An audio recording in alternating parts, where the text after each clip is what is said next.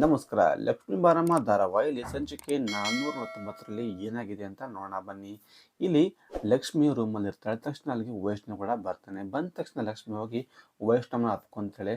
Please ನಂಗೇನು ಆಗಿಲ್ಲ ರೀ, ನಾನು ಎಲ್ಲೂ ಕಳಿಸ್ಬೇಡಿ ಅಂತೆಲ್ಲ ವೈಷ್ಣವ್ ತಪ್ಕೊಂಡು ಅಳ್ತಾ ಇರ್ತಾಳೆ. ನಾನು ಈ ರೀತಿ ಮಾಡಲಿಲ್ಲ ಅಂದರೆ ಅವರು ಸತ್ಯ ಹೊರಗೆ ಬರಲಿ ಅಂತ ಅಷ್ಟೇ ಈ ರೀತಿ ಮಾಡಿದ್ದು. ನಂಗೆ ಆ ಥರ ಉದ್ದೇಶ ಏನೂ ಇಲ್ಲ, ಅವ್ರನ್ನ ಸಾಯಿಸೋ ಉದ್ದೇಶ ನನಗಿಲ್ಲ ಅಂತ ಲಕ್ಷ್ಮಿ ವೈಷ್ಣವ್ ತಪ್ಕೊಂಡು ಪ್ರತಿಯೊಂದು ಕೂಡ ಹೇಳ್ತಾ ಇರ್ತಾಳೆ.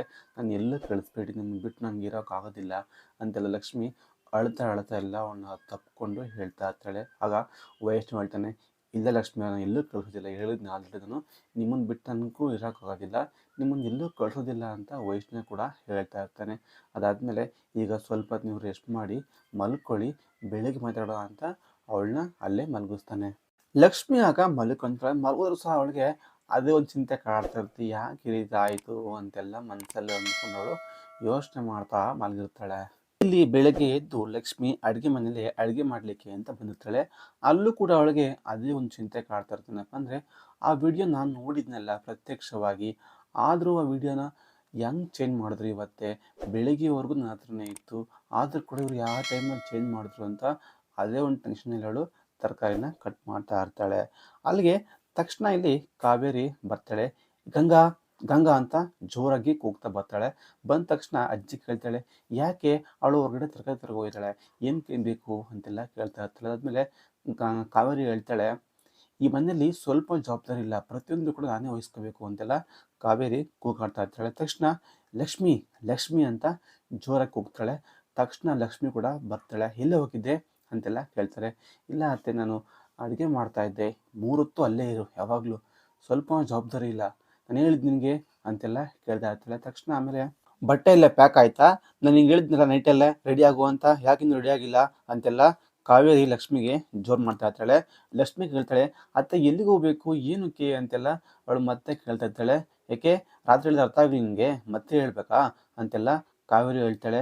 ಅತ್ತೆ ನಂಗೆ ಗೊತ್ತಾಗ್ತಾ ಇಲ್ಲ ಎಲ್ಲಿಗೆ ಹೋಗ್ಬೇಕು ಅಂತ ಅವಳು ಮತ್ತೆ ಕೇಳ್ತಾ ಇರ್ತಾಳೆ. ಆಗ ಇಲ್ಲಿ ಸುಪ್ರೀತಾ ಅಂದರೆ ಅತ್ತೆ ಟ್ರೀಟ್ಮೆಂಟ್ ಕಳಿಸ್ಲಿಕ್ಕೆ ಏನಾದರೂ ರೆಡಿ ಆಗ್ತಿದ್ದಾರಾ ಅಂತೆಲ್ಲ ಮನಸ್ಸಲ್ಲಿ ಅಂದ್ಕೊಂತಾಳೆ. ತಕ್ಷಣ ಹೋಗಿ ವೈಷ್ಣವ್ ಕೂಡ ಕರ್ಕೊಂಡು ಬರ್ತಾಳೆ ಸುಪ್ರೀತಾ. ಲಕ್ಷ್ಮಿ ಮಾತ್ರ ನಾನು ಎಲ್ಲೂ ಹೋಗಲ್ಲ ಅಂದರೆ ಹೋಗಲ್ಲ ಅಂತೆಲ್ಲ ಹೇಳ್ತಾ ಇರ್ತಾಳೆ. ಆಗ ಕಾವೇರಿ ಹೇಳ್ತಾಳೆ, ನಾನೇನು ಒಳ್ಳೇದು ಬಯಸಿದ್ರೆ ನೀ ರೀತಿಲಿ ಹೇಳ್ತಿದ್ಯಾ ಅಂತೆಲ್ಲ ಕಾವೇರಿ ಹೇಳ್ತಾಳೆ. ಅದಾದ್ಮೇಲೆ ಲಕ್ಷ್ಮಿ ಹೇಳ್ತಾಳೆ, ನೀವು ನನಗೆ ಒಳ್ಳೇದು ಬಯಸದ ಅಂತೆಲ್ಲ ಹೇಳ್ತಾ ಇರ್ತಾಳೆ.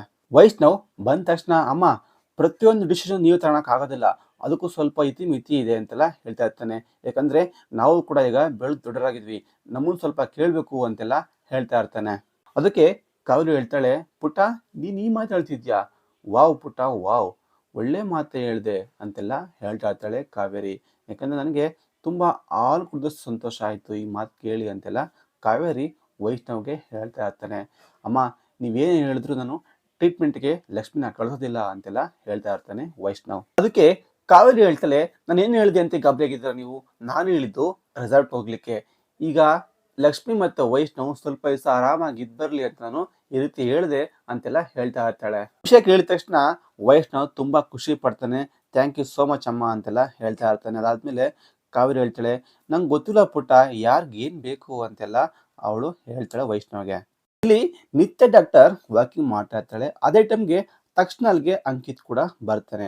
ಬಂದ ತಕ್ಷಣ ಡಾಕ್ಟರ್ ಕೇಳ್ತಾರೆ, ಅಂಕಿತ್ ನೀನು ವಾಕಿಂಗ್ ಮಾಡ್ಲಿಕ್ಕೆ ಬಂದರೆ ತುಂಬ ಒಳ್ಳೆ ವಿಷಯ, ಬಟ್ ಆದರೆ ಅಂತೆಲ್ಲ ಕೇಳ್ತಾಳೆ. ಅದಾದಮೇಲೆ ಅಂಕಿತ್ ಹೇಳ್ತಾನೆ, ಆಂಟಿ ನೀವು ಆದರೆ ಅಂದ್ರಲ್ಲ ಅದೇ ವಿಷಯಕ್ಕೆ ಬಂದೆ ಅಂತೆಲ್ಲ ಕೇಳ್ತಾನೆ. ಅದಾದಮೇಲೆ ನೋಡು ಅಂಕಿತ್, ಆ ವಿಷಯ ಬೇಡ ಅಂತ ಅವತ್ತು ಹೇಳಿದ್ದೀನಿ, ನೀನು ಪದೇ ಪದೇ ಇದೇ ವಿಷಯ ಕೇಳ್ತಪ್ಪ ಅಂದರೆ ನಾನು ನಿಮ್ಮ ಅಮ್ಮಗೆ ಹೇಳ್ತೀನಿ ಅಂತೆಲ್ಲ ಹೇಳ್ತಾಳೆ ಡಾಕ್ಟರ್. ಅದಾದಮೇಲೆ ಆಂಟಿ ನಾನೀಗ ದೊಡ್ಡವನಾಗಿದ್ದೀನಿ, ಪ್ರತಿಯೊಂದು ಕೂಡ ತಿಳ್ಕೊಂಬುವಂಥ ಅವಶ್ಯಕತೆ ಇದೆ ನನಗೆ ಅಂತೆಲ್ಲ ಹೇಳ್ತಾ ಇರ್ತಾನೆ. ಆದರೂ ಕೂಡ ಅವಳು ಹೇಳೋದಿಲ್ಲ.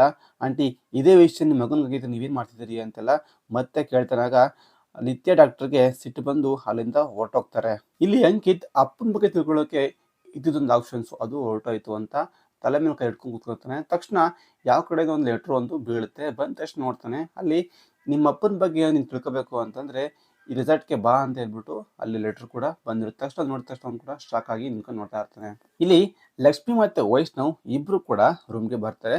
ಬಂದ ತಕ್ಷಣ ವೈಷ್ಣವ್ ಲಕ್ಷ್ಮಿ ಕೈ ಹಿಡ್ಕೊಂಡು ರೌಂಡ್ ಹಾಕಿಸ್ತಾನೆ. ಖುಷಿಯಾಗಿ ನಗಿಸ್ತಾ ಇರ್ತಾನೆ.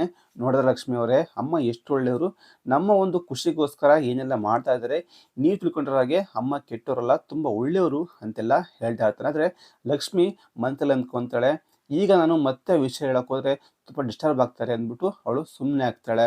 ಅದಾದಮೇಲೆ ಸರಿ ಓಕೆ ಈಗ ರೆಡಿ ಆಗಿ ಅಂತ ಲಕ್ಷ್ಮಿ ಕೂಡ ಹೇಳ್ತಾಳೆ. ಅದಾದಮೇಲೆ ನಾನು ಕೂಡ ರೆಡಿ ಆಗ್ತೀನಿ ಅಂತ ಬ್ಯಾಗ್ ಪ್ಯಾಕ್ ಮಾಡ್ತೀನಿ ಅಂತ ಹೊರಟೋಗ್ತಾನೆ ವೈಷ್ಣವ್. ಅದಾದಮೇಲೆ ತಕ್ಷಣ ಒಂದು ಕಾಲ್ ಬರುತ್ತೆ, ನೀವು ರೆಸಾರ್ಟ್ಗೆ ಹೋಗಬೇಡಿ ಅಂತೆಲ್ಲ ಕಾಲ್ ಬರುತ್ತೆ. ಹಲೋ, ಯಾರು ಅಂತ ಲಕ್ಷ್ಮಿ ಕೂಡ ಕೇಳ್ತಾಳೆ. ಆದರೆ ಅವ್ರು ಮತ್ತೆ ರೆಸ್ಪಾನ್ಸ್ ಮಾಡಲ್ಲ. ಇದಿಷ್ಟು ಈ ಸಂಚಿಕೆ ನಡೆದು ಇಷ್ಟ ಆಗಿತ್ತು. ವಿಡಿಯೋ ಇಷ್ಟ ಆಗಿದ್ರೆ ಲೈಕ್ ಮಾಡಿ, ಶೇರ್ ಮಾಡಿ, ಸಬ್ಸ್ಕ್ರೈಬ್ ಮಾಡಿ.